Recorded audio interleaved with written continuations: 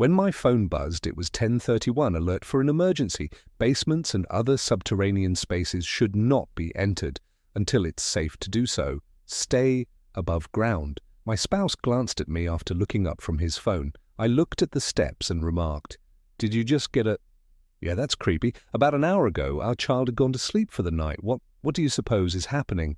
"I'm not sure," he said. "Is it similar to a gas leak? Something like radon? Since moving here, we've had a radon pump in our basement. Perhaps it was a strange inflow of it or something." As Luke turned on the television, I hurried upstairs to see how our 5-year-old daughter was doing. Grace had her blanket wrapped around her and was sleeping soundly. Before I went back downstairs, I made sure she was breathing comfortable and completely well. Luke was staring at the TV when I did, and it was saying the same thing. Blocky colors jittering along the top and bottom of the screen, a dark screen and white lettering that are pixelated, alert for an emergency. Avoid going inside subterranean buildings. I suggested that we leave, but it's late, and Grace has school the next day. Yes, so school will be missed. We can visit my mother. Luke looked at the TV with his arms crossed. He then switched to CNN and other news outlets, but since the same political nonsense was being replayed from earlier in the day, whatever was going on here had to be local. Except for the local news channel, there is no emergency alert blip. After taking out my phone, I searched Google. I texted Lacey, the mother of one of Grace's friends who lived in the next development over, because nothing came up. It wasn't like I had a large network of people to ask, because we had only been here since the start of the school year. She didn't answer. I took a duffel bag from the closet and remarked, "I think we should. How about the job? In any case, don't you work remotely on Mondays?" "Yes, but..." I went to the door of our basement. There was a latch on the chain. I ran into the kitchen, took out some postal tape from the drawer, and opened it. "What are you doing?" I crouched along the bottom and taped the crack beneath the door, saying, "If it's radon or something, I don't want that stuff all in our house." If that were the case, I believe they would evacuate us. I grabbed another long length of tape off the roll and glanced up at him. "Well, what do you suppose it is?" He gave a shrug.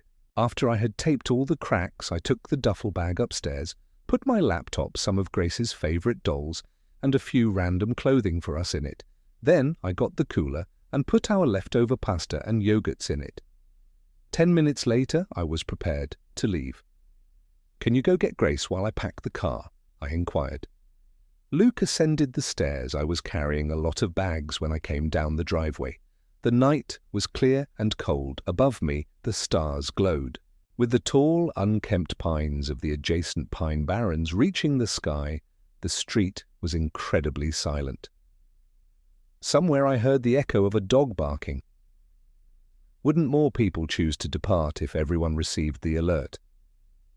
I looked at the house on the other side of the street, except for the light above the garage which turned on.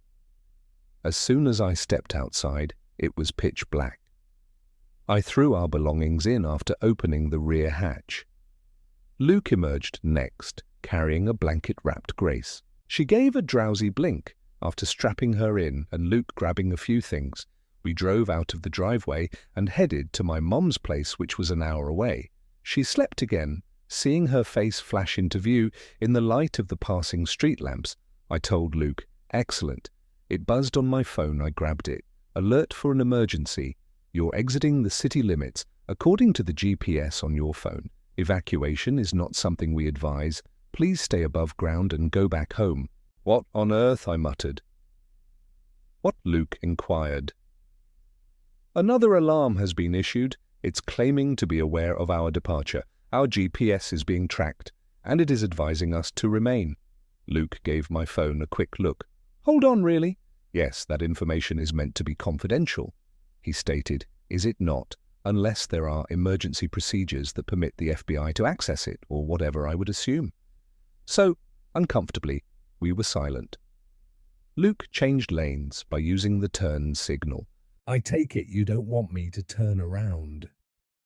"Quietly?" he asked. I took a quick look at my phone. No, I don't. There was not a single car on the roadway. I felt worried about that. I mean, unless everyone was truly following the second message, there would undoubtedly be other individuals evacuating. But nowadays, who even has faith in the government? I searched Google once more. There were no results. Several times I refreshed. By now, shouldn't something be available online? No. We had now left town 5 kilometers away. I wasn't relieved, even though I should have been. I pressed myself up against the window. My forehead was crushed against the icy glass as the thin, slanted pines past a burned and desolate area of woodland took its place. The highway was completely destroyed by fire on both sides. Some pine cones only open in extremely hot conditions, such as those caused by a wildfire, according to what I've read. Here, fires and regrowth were a part of the ecosystem cycle, a phoenix-like transition between death and rebirth. My heart sank as my phone chimed, but it wasn't an alert. Lacey had texted me about it. Just 2 words. "What's the alert?" I slid my fingers over the screen. "You received a warning to stay above ground, didn't you?" "No, I said that." Lacey didn't receive an alert. Luke hesitated. What if our phones were the only ones receiving the alerts? My voice trembled as I asked. I turned to look at Grace, who was still soundly asleep, and whose head was gently lolling at every bump in the car. Luke gave a headshake. "That's absurd. Such communications are impossible for anyone to send. The government alone, or whatever. Could it be a trap?" My voice trembled more. What if our basement was the only secure location? Softly and firmly, he said, "That's just your OCD talking. We're acting appropriately. There's an odd incident in town, such as a gas leak, but we managed to escape. Obviously, that is the safest course of action." I gazed at the burned pines outside. Several of them stood tall and stiff in the darkness, unburned. As I gazed at them, I pondered why they had been spared. One of them shifted. The vehicle screamed to a halt. I lurched forward, but my head didn't touch the dash since my seatbelt was locked. "The buck just..." His words died in his throat. "I'm sorry." Both of us gazed at the undersides of something that was lit by the headlights, not a deer's, but wiry and slender. They stretched several feet up into the darkness and ended in twisted toes rather than hooves. Beyond the reach of our headlights, I could make out something silhouetted against the starry sky. A tall, spindly skeleton object with crisscrossing lines of Styx bones or another material. I felt light-headed as I stared at it, and it stared back at me, with weight on my head and tremendous strain on me. It felt like the earth was tilting on its axis. Something hit the side of the car with a tremendous amount of force. The whole vehicle shook on its wheels. I let out a yell. Thwack! Outside my window is a jumble of bone lines. The air between them was empty, and behind it the pines and stars rippled in an odd way. Luke pressed the accelerator hard. The vehicle sped ahead. After swerving around it, we went past the burned-out area of forest and proceeded along the dim, winding route. It buzzed on my phone. "Alert for an emergency. Everything is fine. Please go home right now." At around midnight, we arrived at my mother's house. On a suburban road, a brick ranch that is squat, I picked up Grace and carried her inside, after taking a cautious look at the pines that stretched to the sky beyond her house.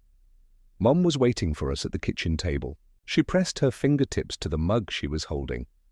There was that usual smell of coffee and dust throughout the house. Before I had a better notion, I started for the guest bedroom. The lower level of the ranch was partially underground. There was a couch downstairs, but it had been converted into an office. We could sleep on the floor, and I could have Grace sleep on the couch. "Where are you heading?" I opened the chain lock to the basement floor, and Mum was standing behind me, her eyebrows elevated. "We will probably sleep down there." "No, you're not. Everything down there is dusty. It's been a long time since I cleaned. We're sleeping down there, and there might even be mice. Those alerts were probably just a glitch or a prank," she added. "In addition, you're currently around an hour away. I had only mentioned the notifications to my mother. I kept the incident in the woods from her." My mother wasn't a mystical figure. Without a doubt, she would attribute it to a trick of the light. She would say it was a trick of the light if Casper himself were floating in front of her face. "Oh," she added, "you're being absurd." This brings back memories of the time you taped up the attic door.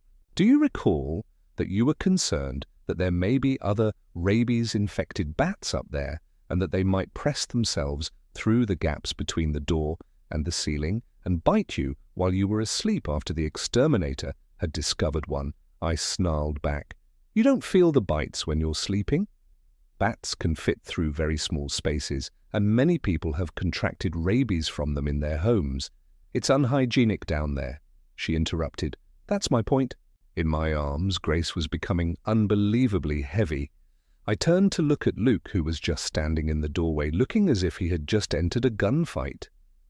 I ripped the door open after removing the chain lock. The mob said, "Kate," with caution. My phone buzzed in my pocket halfway down the steps. After Grace was comfortable on the couch, I took it out. "Alert for an emergency. You have stopped at Redacted, New Jersey, according to the GPS on your phone. It is a federal felony to disregard an emergency alert. Please stay above ground and go back home." I raised my phone to signal Luke, who was approaching from behind. In the white light, his face appeared horribly pale. Mom craned her neck to read the notice as well. Close behind him, "Oh!" she said, "That's bullshit. The offense is not federal, the offense is state-related, and that would be a hurricane-style or similar evacuation order." She gave a head shake. "Do you recognize the sound of this one of those con artists? Someone claiming to be my grandson called me." "It's not a fraud," Luke cut in without further explanation. After that, he worked quietly, covering Grace with the blanket and making her comfortable. After turning on the light, I looked about for mouse droppings, but I couldn't find any. He left my mum and me alone and said, "I'll get the rest of our stuff." As she gazed down at Grace's lovely little face, her demeanor softened. "Is there anything more you need?" "No, I don't believe that." After giving a nod, she returned upstairs. I looked around. The desk was piled high with papers and a lone picture of my father, and the office supplies were in the far left corner. He had been gone for 7 years, and it seemed like every year that more and more of his belongings were pushed into storage, stashed away, and transferred downstairs. I forced myself to suppress the emotion and looked around the room. The unfinished storage space was accessible through the door next to the desk. A sliding glass door that opened into the backyard was located at the other end of the basement. That didn't sit well with me. Although the right-hand corner with the door was above ground, we were technically beneath where we were. Did that imply that we remained at risk? I assumed that those objects couldn't pass through a glass door, but they also couldn't pass through a regular door, so it seems that we wouldn't have been safe in our own house. Fearing that I might spot one of them outside, I gazed out the glass door. Perhaps staying here was a poor idea. The trees were at our doorstep, even though we were an hour away. The adjacent pinelands habitat was nearly identical to the Pine Barrens. Albeit it was not formally recognized as such, I reminded myself that if those items were from the Barrens, they were only found in the burned areas. In my mind, I saw a pine cone soaring through the air, its petals opening as the fire raged around it, and stick skeletons crawling along the ground, and stretching and expanding upward toward the sky. Did the burned areas have any maps? In order to find the darkened spots, I opened Google Maps, but the data would be outdated, wouldn't it? It buzzed on my phone. I thought there might be another alert, but Lacey texted me instead. "By the way, my friend Rochelle received the same alert as you did." Very strange. My heart fell. Was it heard by Rochelle, whoever she was? I began typing, telling her not to pay attention to the notice. It's a trap. It dawned on me then how insane that sound was. Even Lacey wasn't someone I knew very well. After giving it some thought, I typed a fresh message. "Could you provide your phone number? I'd like to question her about it." The fact that it only targeted us, and no one else, is really strange. The response was, "Sure, let me ask her." While I waited, Luke returned downstairs with our belongings, computer cords and other items practically tumbling out of his arms. I muttered that one of Lacey's pals had received the warning. "Really? Yes, I did ask for her phone number. The number arrived a minute later. I dialed it right away." She picked up on the third ring. Hi there. Hello, this is Lacey's friend Kate. I made a clumsy start. Although we believe it to be a trap, we also received the emergency notice. Something about it seems strange. A pause. However, the government was the source. What if it was a trap? No one else seems to be understanding. All of the phones in a specific area receive alerts when they are sent out in that manner. There's no logic behind it. Yes, it's strange. I'm not sure I'd better leave. As we were going to bed here, I hurriedly added, "Wait, I believe the basement is safe and everything else isn't. I believe someone is attempting to entice individuals to remain above ground." "All right," she responded in an insincere tone. "Look, I'm sorry, I have to leave." The call stopped a few seconds later. "Oh no." I looked up at Luke, my lip quivering, and whispered, "She didn't believe me. She will, as will her children and her family." He put his arms around me and said, "Hey, you tried. The best you can do is that I was unable to resist," as we prepared to sleep, close to Grace. I sobbed as we slept on a blanket on the floor. After glancing down at her adorable face, Luke and I cuddled up under the covers. "Hello, child." I was startled awake. I briefly believed that I was in my own bed, but the rough carpet and my backache forced me to return to reality.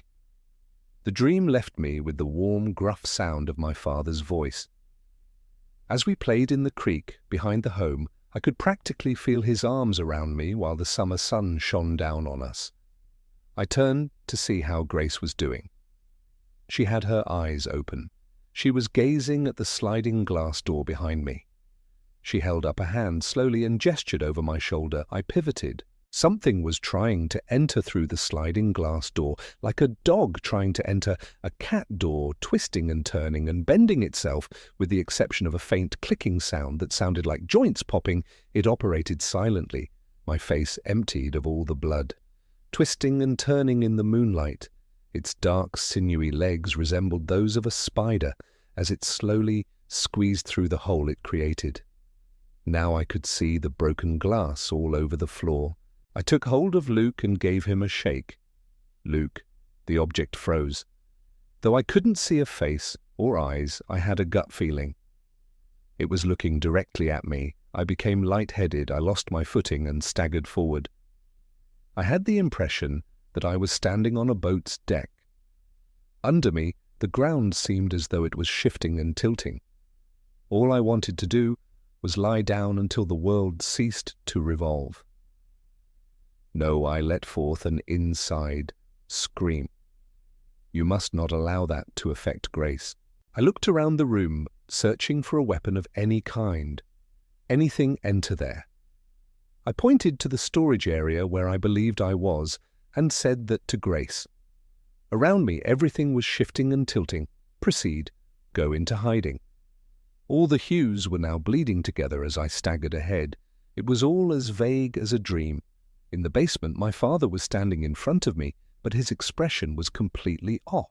As if his skull had been compressed, his eye drooped out of its socket. He had a twisted smile. He said in an off-key voice, "Hey, kiddo." I became nauseous and began throwing up splattering warm liquid on my feet and down my shirt, as if gravity had abruptly altered my dad, and not my dad, stood skewed. One arm hung limp from its socket. "Too long, I really do miss you. Hold on. Stop, please, join me. We can reunite as a family. Hold on, Grace and I never met." Finally meeting her would be amazing, wouldn't it? The earth swayed and moved. My father's left eye was sagging like jello as I looked at him. His arms were limp, his face was gone, and his smile was crooked. I parted my lips. My shoulder ached hotly. I promptly went to my knees. All that came out was a scream of pain, followed by another and another, as I tried to yell out to tell Grace to run for her life and to stop again. The world was no longer tilting when I opened my eyes. I was being pulled back from the glass window across the floor by Luke, terrified. Grace was peeking out of the storage area. I felt the sting of anguish when I touched my shoulder. My fingers turned crimson. I was bitten. I'm going to die. My phone started ringing. I reached into my pocket and took it out, trembling all over. I knew the number. Rochelle was the one. "You're correct," No preamble, she said breathlessly. What my voice was hoarse as I asked. Concerning the alert. One of my husband's buddies works with cell phones and other devices, and he... In an attempt to settle her voice, she inhaled deeply. They followed the signal. It's not from town hall, the government, or any other source. I held my breath and bit my lip. It is emanating from the center of the forest. Most of the hospital was deserted. The walls were a sickly seafoam green, and the fluorescent lights hummed quietly and darkly overhead. Despite not seeming to trust my account, the tall, thin man in his 60s who was the doctor accepted me for observation. Grace and my mum were staying in the non-walkout basement of her friend's house. I was reluctant to part from her. The hospital was above ground, and I needed someone to tend to my wound before I bled to death, but I still wanted her here with me. Luke stepped away from me to go to the restroom. The bite was now just a dull, throbbing pain, so I closed my eyes with no intention of sleeping, but I was so exhausted that I kept nodding off until I heard two voices in the room. The doctor and a nurse were hanging over me when I briefly opened my eyes. They were apprehensive as they spoke quietly to one another. I hastily closed my eyes once more. Feigning sleep, I heard some of what they were saying. The nurse murmured, "It's just like that dude, the one admitted last evening. Something about John A. Pause, I am aware." "What do you suppose this to be, Rita? I'm not sure. No, I don't." "Do you believe that as a precaution we ought to give her diazepam?" the nurse inquired. He screams so loudly at the other one. "The family will inquire." "She shouldn't be taking diazepam for an animal bite. They will also question her when she passes away." The nurse retaliated. "Making her comfortable is the very least we can do." "Shh, God, please." I jumped when the nurse yelled, "Dead!" But I didn't open my eyes. Now I could sense both of them staring at me through my closed eyelids. The doctor remarked, "Let's talk somewhere else." Footsteps hurried across tile and then nothing. I opened my eyes. I'm going to pass away. I'm not sure how long I laid there moping over my own suffering. Before I was startled awake by footsteps, Luke was making his way back inside. "How is the pain right now?" "Not good." I heard my voice trembling, so I told him. He said that didn't mean anything, but I could tell he was worried. "After we remove you from this place, things will return to normal. The mayor or someone else will stop and make a statement regarding a malfunctioning alert system." He gave me a suspicious glance, but he kept quiet. We sat silently together. Luke opened his lips many times as if he were about to speak, but he swiftly closed it again. Outside, footsteps clattered through the corridor. Down in the corner, the TV's tinny sounds reverberate. I told him I was going to give Rochelle a call. Before she answered, the telephone rang 3 times. I filled her in on everything I saw and heard about the bite. When I eventually finished, she sounded like she was crying on the other end, which made me nervous about coming across as crazy. "I saw my child." Her voice was hardly audible above a whisper. When I saw this small basket with a small pink object wrapped inside, I heard her sob. I had miscarried at 14 weeks. Her voice cracked. I approached it, even though I knew it wasn't real, but Ravi drew me away. "I'm so sorry," I said, my hand shaking as I held the phone. "I appreciate it, but you didn't get wounded, did you? Claw you or bite you?" "No, I don't believe that." There was a long pause between us. "What then do we do?" I inquired. "Simply flee from it." Indefinitely. "Someone who is more knowledgeable about this than we are has been speaking with me. Perhaps I ought to visit you." "At which hospital are you?" "You'll be there in an hour." She informed me Rochelle was a short, slender woman with thick-rimmed glasses and brown complexion. She was dressed in faded jeans and a T-shirt with a video game allusion on it. She was wringing her hands and repeatedly twisting them as she rushed in. A woman in her 60s came after her. Her skin was deathly pale as if she had never seen the sun, and her salt and pepper hair was trimmed short. Rochelle pointed to the elder woman and stated, "This is Jamie. She specializes in this type of work and is a professor. She wanted to see you, and we've been chatting for a few hours, such things. Then the woman sat down suddenly and leaned in at me, as if I were a specimen she wanted to study. Are you aware of what's happening here? She was staring at my shoulder in a way that really bothered me, so I inquired, yes, in a way. Are you familiar with the concept of speculative evolution? No. I said, all right, it's rebuilding the kind of organisms that would develop in various situations. If insects didn't hover about ponds, perhaps an amphibian would grow wings like a bat. Do you understand? Well, I suppose. Additionally, we attempt to imagine what animals might look like in millions of years, or people. What kinds of things will change as a result of the demands of contemporary technology and humanity? Some of it is already taking place. Compared to Florida, New York City bedbugs are hundreds of times more pesticide resistant.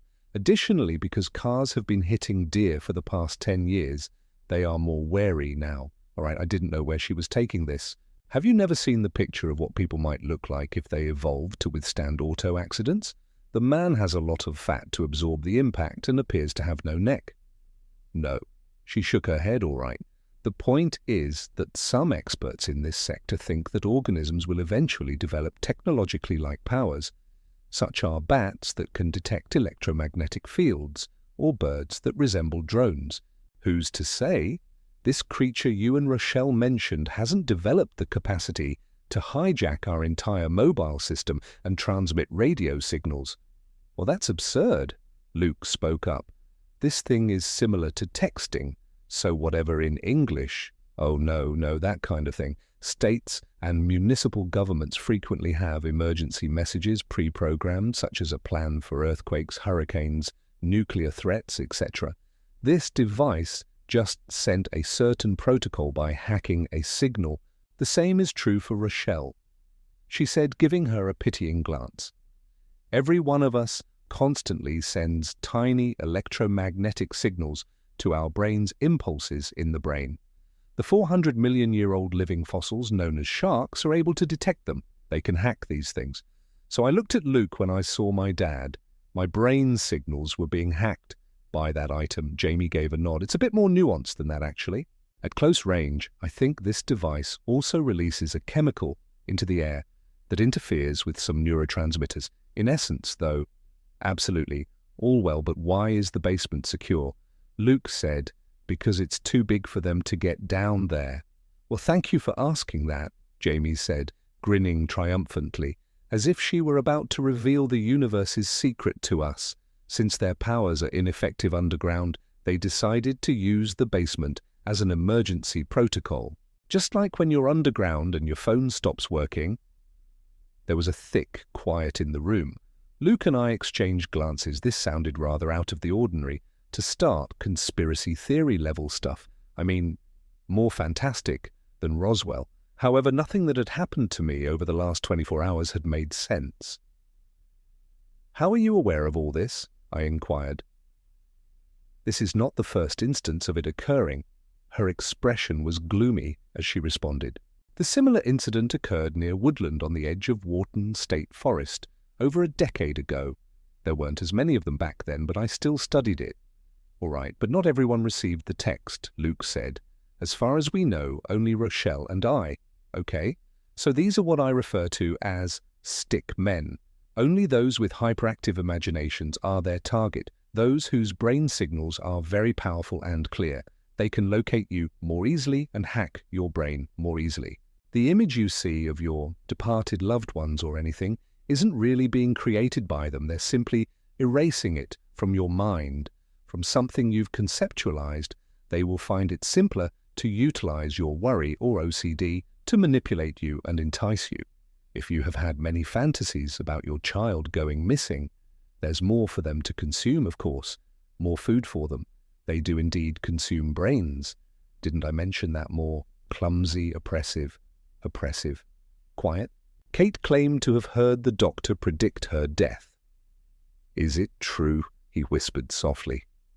Jamie gave me a quick look but said nothing. Rochelle interrupted, her voice brimming with pain. If one bites you, it's associated with you. Jamie informed me it will pursue you and bring you to an end. It will start by displaying your worst nightmares. Unable to read the room at all, Jamie interrupted, show you all that you're afraid of. However, it usually indicates that you have only 1 day remaining when it begins to manifest itself in these waking nightmares. After swallowing a wave of nausea, I began to move out of the hospital bed. I had to leave away from Luke's worry, away from Jamie's gaze, and away from the silence.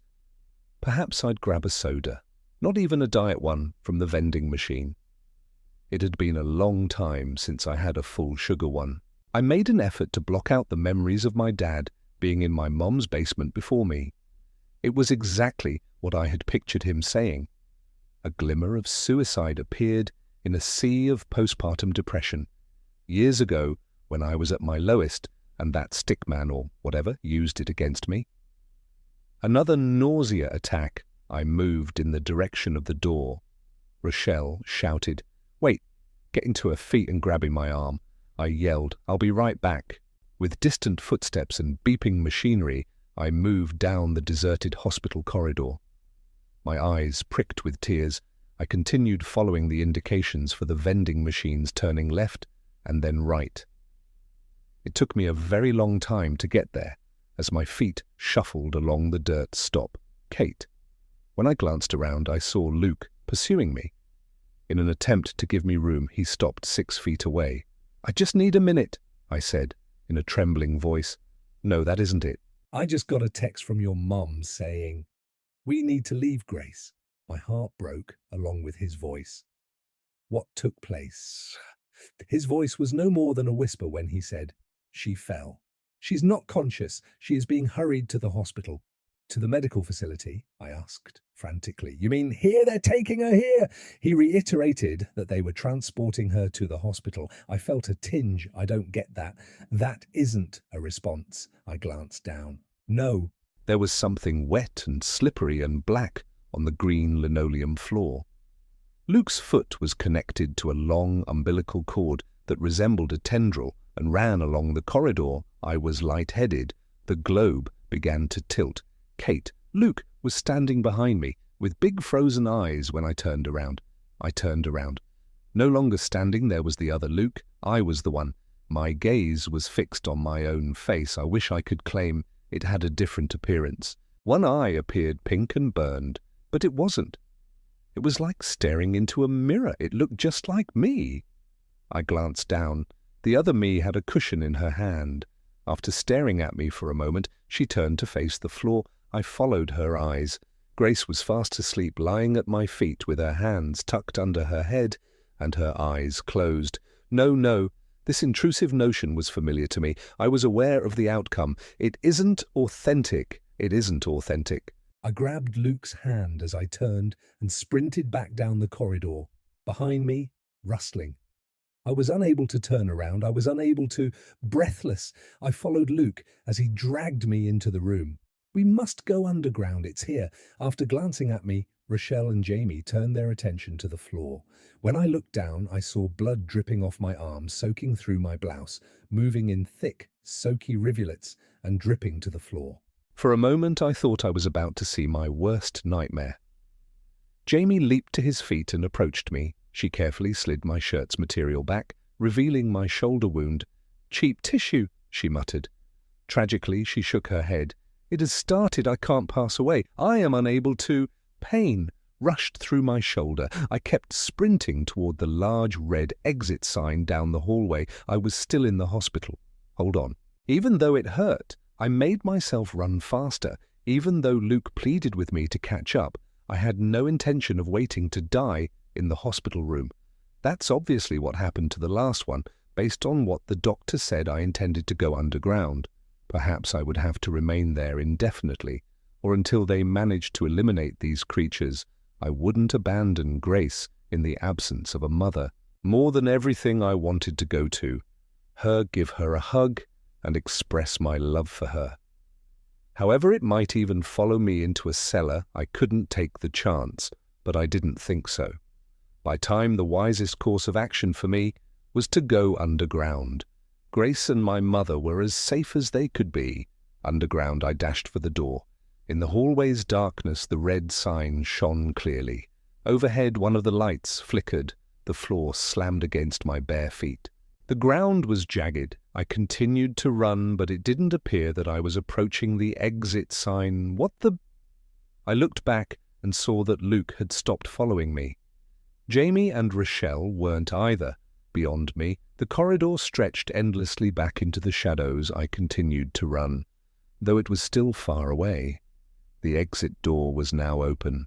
My hair was ruffled by a sharp breeze that blew in. The stench was of rotting wood and pine. Continue running.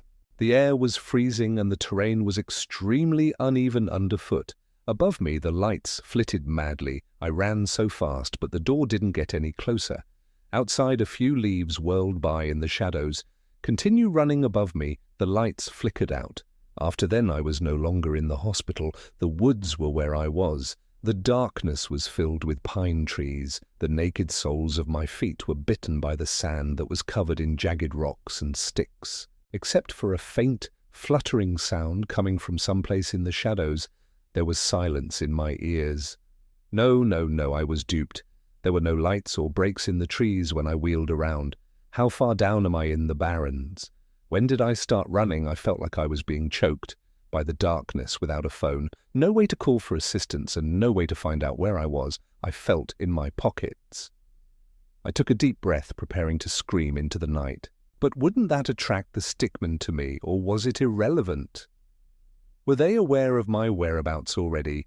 I gazed at the stars and the slivers of sky that emerged from the pines. I made an effort to identify them. That Cassiopeia is it.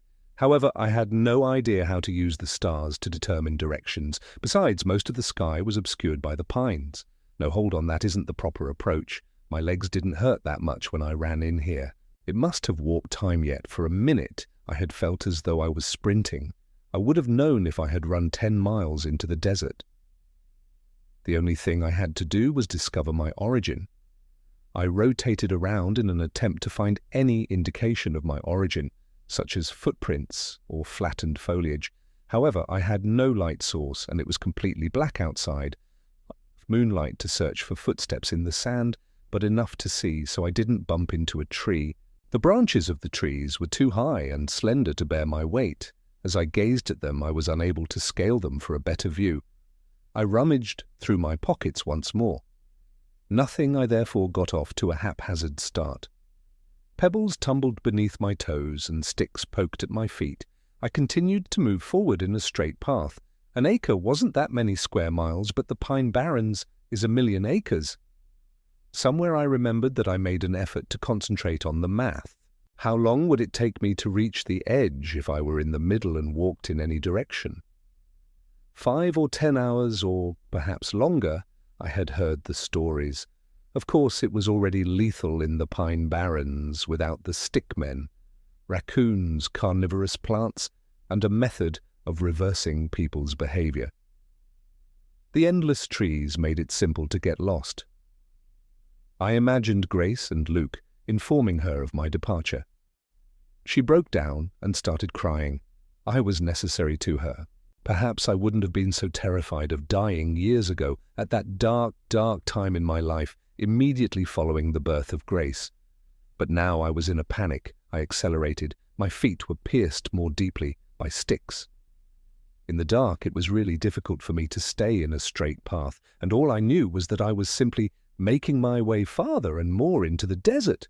Then I noticed it, a clearing. My heart leapt. I must have come from there. It was among the areas that were torched. A wide clearing was hollowed out by the fire. No longer hidden, it was illuminated in silver tones by the almost full moon.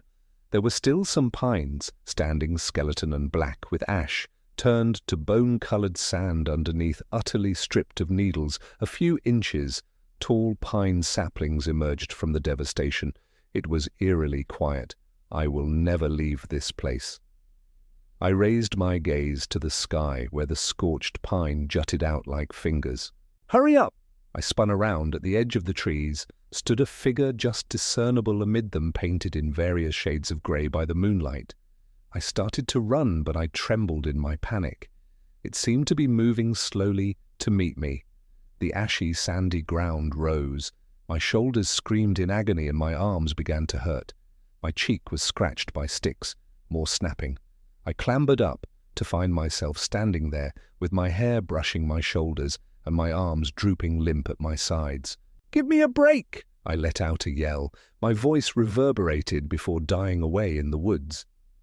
She took a step forward. There was a wet, smacking sound that I could also hear. She was being controlled like a puppet by another slimy black tentacle that was fastened to her feet. Her lips parted into an odd smile as she tilted her head in my direction. I spun around and attempted to run once more, but a severe case of vertigo struck. There was a tilt to the earth, and my head felt heavy. I was throwing up, stumbling and tripping in my own vomit puddle as my stomach churned. "Hold on," I croaked. Warm, moist vomit was seeping through the back of my shirt as I lay on my back. In the corners of my vision, twisted black appendages were blending in with the twisted black pints that were reaching the sky. I felt so lightheaded that the stars above me appeared to be shooting stars moving across the sky. My face took the place of the sky. Her hair stuck to my face, clinging to the vomit and perspiration. A smile formed on her lips, and then her mouth opened.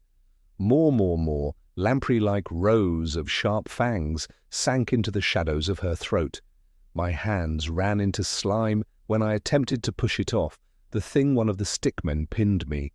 Only her disembodied head, affixed to a twisted, dark mass of a beast, was hovering over me. They consume brains. As the teeth drew closer until I could no longer see any of the barons, Jamie's voice reverberated in my mind. "What will she do without me, Grace? She will never get better. It'll wreck her whole existence. I am unable to. I'm so sorry." Then I understood. Brain signals were what drew the stickmen in. What would have happened if I had done anything anew? What if my thoughts simply ceased? I closed my eyes, ignoring the slime leaking through my shirt, the warm, rotten breath on my face, and any thoughts of Grace. I forced myself to stop thinking. With all my last might, nothing a gap absence. There was a clicking noise above me. The weight of the thing started to change. I kept thinking about nothing at all. The thing withdrew from me. It stopped wearing my head when I opened one eye. It appeared perplexed, as though it believed I had escaped, and was attempting to sense me out once more. It was twisting and turning, making clicking noises and raising some of its appendages in the air. For seconds, minutes, and hours, I lay in the pitch-black burned forest, thinking about nothing. I had never done something so difficult in my life, ignoring thoughts of Grace Hers and my future being empty, and pushing everything out. I got myself up. When the sun started to rise, dawn's pink hues flooded the burned forest. I had black slime on my skin from vomiting. My shoulders were still hurting, and the stickmen were nowhere to be seen. After several more hours, I managed to locate my way back during the day. I kept going in circles until I finally saw a road peeking through the trees. Apparently, I had sprinted a half-mile across the street into the Pine Barrens after escaping the hospital. All night long, Luke and the hospital personnel searched for me. It was the happiest day of my life, when I was reunited with Grace. The stickman is still associated with me, I believe. We've been sleeping in the basement, which has kept us completely safe. Jamie, Rochelle, and I have been trying to figure out how to permanently destroy it. Drowning them works, according to a person from the incident 10 years ago who is on the internet. I'm happy to be home and safe for the time being, though. Even though there are a million negative things that could happen, it isn't eternal.